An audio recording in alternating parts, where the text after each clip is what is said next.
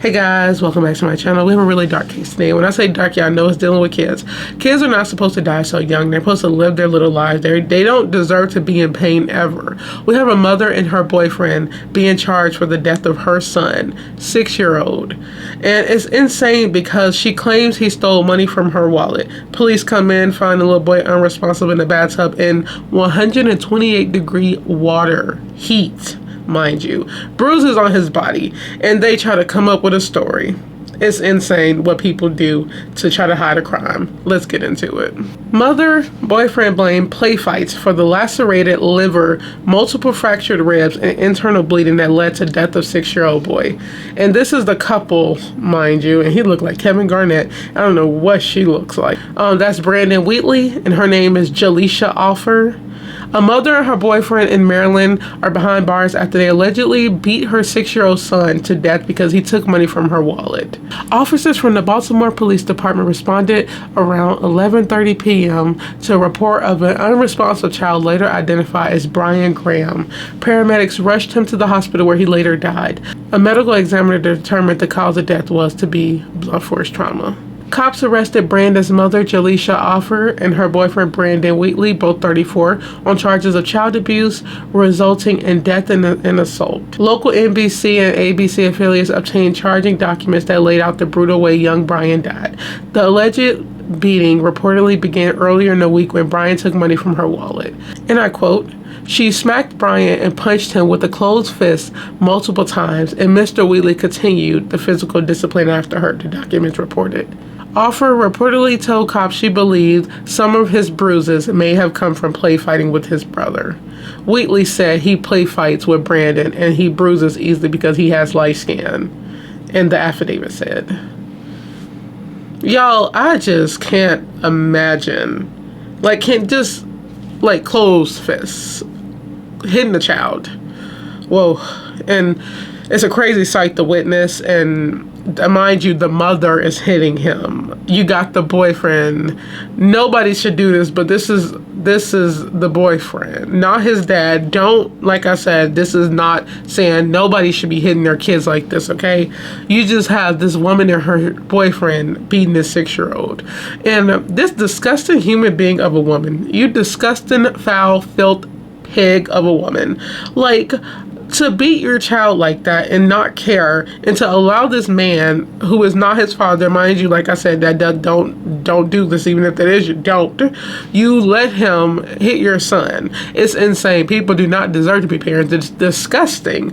And a lot of this stuff stem from them not wanting kids, them don't not caring, and that's what they'll do. They'll let the man, even if they're not boyfriend, they're talking to them, they'll let them beat their kids. It's crazy. And these are the darker ones, because it's sad that a child had to go through so much pain, just getting beat, punched, closed fist, not knowing. They said blunt force trauma. I don't know what else they used to beat that child. And just for two adults to look at each other and be okay with this says a lot. It's how disgusting can somebody be? You're a parent, you're an adult, this is a little child. And even if that is true about stealing money, that doesn't mean nothing. You tell him that's wrong, and that's it. I don't understand parenting style. That's first of all, let's talk about that. That's not a parenting style. Her parenting, she don't parent. That's what that is. She do not parent. You allow yourself to hit your child like that, punch your child, abuse your child, and you allow your boyfriend to abuse that child. That's not parenting. She does not know how to parent. And it's obviously clear that she did not care about those kids, because people who do would not do this. It's just insane that what kids go through in these horrible homes, and it's just, oh my God, you give your child up if you don't want it. Don't resort to this. And then to try to say that they have to come up with a story of him play fighting. It's so sick. I'm so sick and tired of these parents. People, parents in general, that do stuff like this. They beat their kids and try to come up with a story to how would, even if they believe that, how would you be able to live with yourself? And I say that a lot, because how would you be able to live with yourself if they believed that? You killed your child, and you would be okay with them believing that he played fight, he was play fighting and he died. I just don't understand that. It's absolutely insane, and I swear the human race keep amazing me. On the night of Brandon's death, Wheatley went to give the boy a bath. A little later, Offer allegedly says she walked by the bathroom and saw her boyfriend slumped over the floor and Brandon unresponsive in the tub with scalding hot water. She woke up Wheatley and they tried to revive the boy from the tub. They put burn cream on him and did CPR until paramedics arrived, she allegedly said.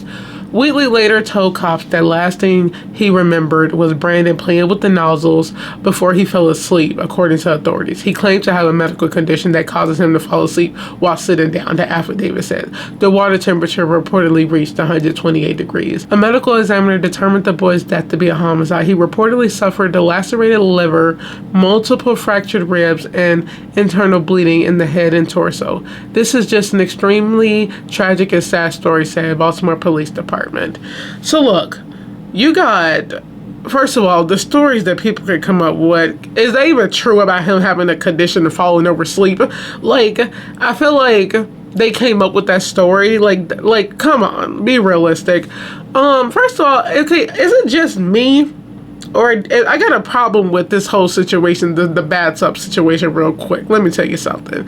So you sit down. First of all, let me hurry up and get the first part because this is a bigger picture here for myself that maybe nobody else seeing it. I'm like, they're not saying it, so I'm going to say it. First of all, it only had to be the hot water because it's 128 degrees. It's just hot water. You just turn the hot water on, nothing else. Like, what? The boy would be screaming. That's the point. 128 degree heat, you would hear scream. She didn't even say nothing about that.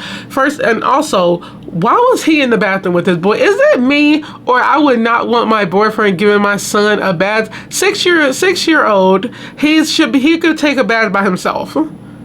Like, just don't fill the tub up with a lot of water. And I know I'm not the only one crazy about that. I would, in that case, I would give my child a bath himself. And you're not even bathing him, you're watching him. So, so the kid don't drown or nothing, or don't harm himself in like a lot of water. That's why you don't put that much water in it. You put a little bit of water and you put bubbles in it for them so they can have fun. Put toys in there. That's all you need. And you can sit there and watch him. I would not want my boyfriend watching my son. That's just what it is, especially not knowing how long they've been together. But mind you, we have two dumb people parenting, and it makes sense that she would let them because look what happened. They didn't care. I just don't believe that he was in there to get him a bath. I think they was in there to torture that boy, and I think they both took part in that. The lacerated liver, how did he get that? From getting kicked. This is not just punching, y'all. This is not just punching a child and pushing him. This is full on kicks, liver, like that. Forced a little baby. He's 6 years old. He's a baby. That tiny. Your foot is like a freaking brick to somebody's stomach, especially to a kid's stomach. So we're talking about kicks. We're talking about probably hitting with objects, head and torso. This is not just punching. If it is, that means they're like gut punching this child. But I personally think it's like kicks involved in this. It's not making sense to me. And it's insane that you got people like this that will come up with such a dumb story. I do not believe that story. It's oh my God, this is your child. I don't even know, y'all. Parents just nowadays, and she's only in her 30s, don't look like it. I'm not even shocked no more because these cases of like abuse to their child abuse is so insane. I took child advocacy in college, and it's like recognizing all the signs is so sad. And I don't know if he went to school or not. There, some people can see the signs in like kids' behavior if they say anything about it. But you know the signs how kids change and stuff. And I feel like they would probably notice it with him. But it's weird that you focus only on one child. I'm not saying obviously don't abuse your kid, not the other one. But you'd be like, why did they want to hurt this child so much? It's definitely deeper than the money situation. Like I feel like they just didn't care. She didn't care. That's all it is. Cops also reportedly discovered Brandon's 8-year-old brother had injuries to his face and was unable to move his left arm. Child Protective Services took custody of the boy. Offer and Wheatley are in jail without bond. They have a court hearing scheduled for Monday. I'm so, it's so heartbreaking. These child abuse cases are so heartbreaking for the kids. And now I read, right after I said the last thing, at the end, it said his 8-year-old brother, this is the youngest child. They was also abusing him. So you're just abusing your kids and not caring, and that's the reason why? The reason why is because they only care about the man. They want a man in their relationship, and it's the only thing they care about. He's abusive, she's abusive. It's like the perfect couple right here. Perfect couple. They don't care, but I just don't understand how two adults can be okay with this. Like, those are some sick individuals, y'all. Seriously. We don't like child abusers on this channel. They need to be put away for life. They don't ever deserve to have kids. I don't know if he have kids, don't really care. He don't need kids. She don't need kids. She should really feel the, you know what? She looked like the type of person, and I'm looking at her picture right now with her weird, she looked like the type of person that wouldn't have no emotion in trial. It's just these people don't care because they never wanted kids, and also this could be a factor of her being stuck with them. Think about it. That's not their dad. And I've seen cases and read about a lot of them and watched them on trial with people who are forced to be with like the man that they never loved, his baby, and he ended up leaving, and now she's stuck with 2 kids. But it's like, if that's the case, you should have been more careful. That's just what it is. I don't care what nobody say. You should have been more careful. Everybody should be careful with having. If you don't want kids, be careful.